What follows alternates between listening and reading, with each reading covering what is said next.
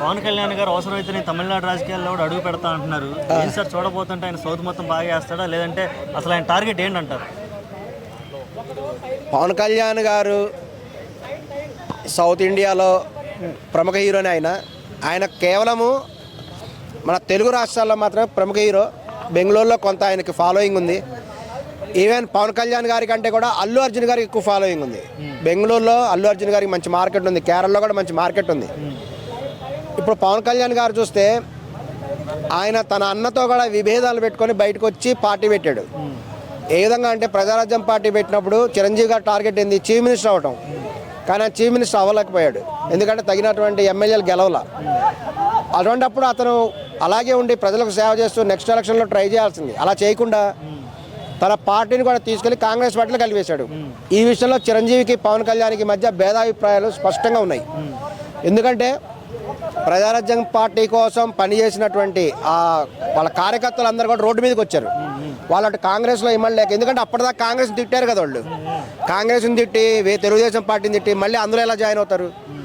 పై స్థాయిలో ఏంటంటే చిరంజీవి గారు హ్యాపీగా ఉన్నారు, కానీ కింద స్థాయిలో కార్యకర్తలందరూ కూడా చాలా ఇబ్బంది పడ్డారు. సో ఈ విషయంలో పవన్ కళ్యాణ్ గారు చిరంజీవి గారితో తీవ్రంగా విభేదించారు. పార్టీలో కలవద్దని కూడా ఆయన చెప్పడం జరిగింది. కానీ ఆయన మాట వినకుండా చిరంజీవి గారు పార్టీని విలీనం చేశారు.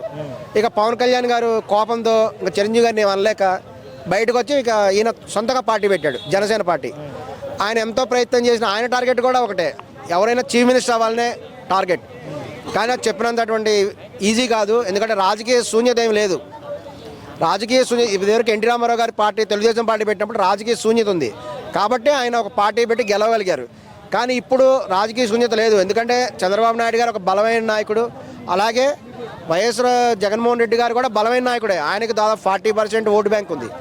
ఇటువంటి పరిస్థితి ఉన్నప్పుడు మరి ఈయన వచ్చి ఎలాగా గెలుస్తాడు? కాబట్టి ఆయన 12 సంవత్సరాల నుంచి పోరాడుతూనే ఉన్నాడు, కానీ గెలవట్లేదు.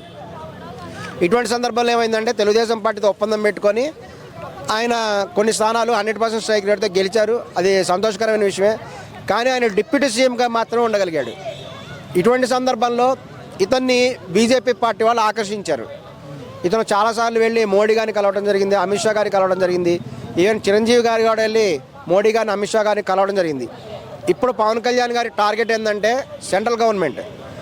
ఈయన రాష్ట్ర స్థాయిలో కాకుండా జాతీయ స్థాయిలో మినిస్టర్ అవ్వాలి, జాతీయ రాజకీయాల్లో చక్రం తిప్పాలి అనేది ఇప్పుడు పవన్ కళ్యాణ్ గారి టార్గెట్. అందుకని ఆయన రీసెంట్గా కూడా తగినటువంటి విధానంగా ఆయన కొన్ని అనౌన్స్మెంట్ చేశారు. అదేంటంటే తాను సనాతన ధర్మం రక్షణకు పాటుపడతా అని చెప్పాడు.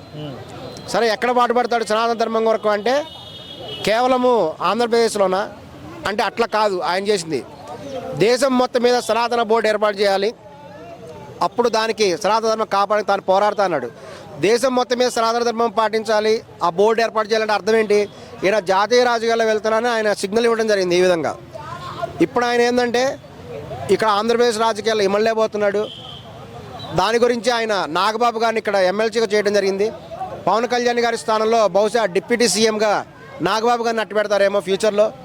పెట్టేసి ఆయన సెంట్రల్ గవర్నమెంట్కి వెళ్ళిపోయి అక్కడ ఒక ఎంపీగా సెలెక్ట్ అయ్యి జాతీయ స్థాయిలో ఈ యొక్క ఒక ప్రముఖ మంత్రిగా వెలుగొంతాడేమో, జాతీయ స్థాయిలో ఆయన చక్రం తిప్పుతాడేమో అనేటువంటి అభిప్రాయం కూడా ప్రజలకందరికి కలుగుతుంది. ఈ జనసేన పార్టీ సైనికులు కూడా అందరూ కూడా అదే అనుకుంటున్నారు. జాతీయ స్థాయిలో పవన్ కళ్యాణ్ గారిని త్వరలో చూడబోతున్నాం, లేదంటే డిప్యూటీ పీఎంగా చూడబోతున్నాం అని కూడా జనసేన సైనికులందరూ కూడా అనుకుంటున్నారు. డిప్యూటీ పీఎం అవుతారంటారా? డిప్యూటీ పీఎం కూడా అయ్యే అవకాశం ఉంది పవన్ కళ్యాణ్ గారికి, ఎందుకంటే ఆయన సనాతన ధర్మం కోసం పాటుపడతామని చెప్తున్నాడు కదా. జాతీయ నుంచి కాకుండా బయట నుంచి డిప్యూటీ సీఎం చేస్తే పీఎం చేసే అవకాశం ఉందంటారా? ఈయన వీలైతే వెళ్ళి తన పార్టీని అక్కడ విలీనం చేస్తాడు. తను ముందే ఆ ప్రామిస్లన్నీ తీసుకుంటాడు, తీసుకునే వెళ్ళి తగిన విధంగా ఆయనకు హామీ లభించింది అని చెప్తున్నారు. అందుకనే అతను కూడా ఈ యొక్క రాష్ట్ర స్థాయిలో కూడా తెలుగుదేశం పార్టీతో పోటీ పడుతున్నాడు. ఆయన తన ఓటు బ్యాంకుని మెల్లగా పెంచుకునేటువంటి విధానం చేస్తున్నాడు. ఆ విధంగా సనాతన ధర్మాన్ని తాను పాటుపడుతున్నాను చెప్పడం కోసమే అతను ఈ మధ్య తిరుపతిలో లడ్డూలు ఏదో కల్తీ జరిగిందని చెప్తే ఆయన దాన్ని అందరితో వదిలేయకుండా వెళ్ళి ప్రముఖ దేవాలయం దగ్గరికి వెళ్ళి మెట్లన్నీ ఓడవటం అటువంటివన్నీ చేయడం జరుగుతున్నది.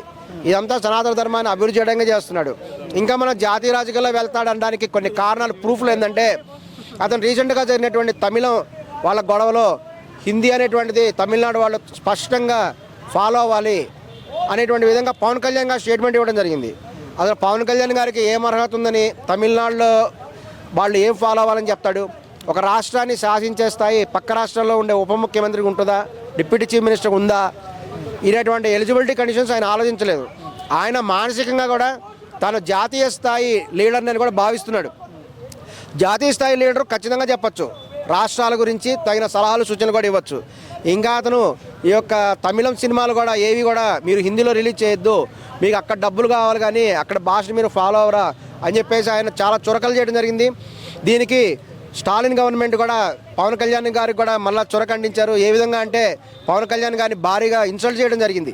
అది ఏ విధంగా అంటే సౌత్ ఇండియాలో ఈ యొక్క రాష్ట్రాల పునర్విభజన మొదలైన కొన్ని విషయాల మీద ముఖ్యమైన మీటింగ్ పెట్టినప్పుడు వీళ్ళు అందరినీ ఇన్వైట్ చేశారు. సౌత్ ఇండియాలో ఉన్న రాష్ట్రాల ప్రముఖ నాయకులందరినీ. ఆశ్చర్యకరంగా మన తెలంగాణ నుంచి రేవంత్ రెడ్డి గారు వెళ్ళారు, అంతేకాకుండా కేటీఆర్ గారు కూడా వెళ్ళారు. ఇది గమనించాల్సిన విషయం. కానీ పవన్ కళ్యాణ్ గారిని పిలవాల. ఈ విధంగా పవన్ కళ్యాణ్ గారిని సౌత్ ఇండియా చెందినటువంటి నాయకుడు అయినప్పుడు కూడా ఆయన తీవ్రంగా స్టాలిన్ గారు అవమానించారు. ఇంకా రజనీకాంత్ గారు, ఇంకా ప్రముఖ హీరోలు విజయ్ గారు, వీళ్ళందరూ కూడా, కమల్ హాసన్ గారు, వీళ్ళందరూ కూడా పవన్ కళ్యాణ్ మీద గుర్రుగా ఉన్నారని, సమయం వచ్చినప్పుడు పవన్ కళ్యాణ్ని తీవ్రంగా దెబ్బతీయడానికి కూడా తగిన గుణపాఠం చెప్పడానికి రెడీగా ఉన్నారు అని కూడా జన సైనికులు కూడా అనుకుంటున్నారు.